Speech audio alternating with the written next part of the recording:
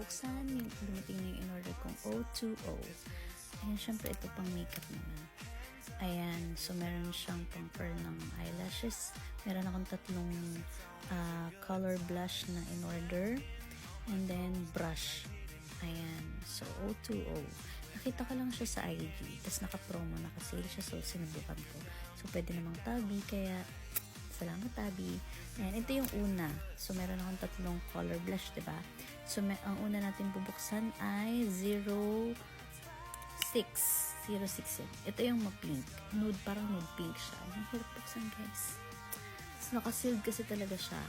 Tapos, yung box. Ang ganda niya, pwede siyang pang regalo. Kasi naka-box siya. Ang ganda ng packaging niya, actually. Ayan, try natin. Try natin sa kamay. Ayan. Ayan yung kulay niya.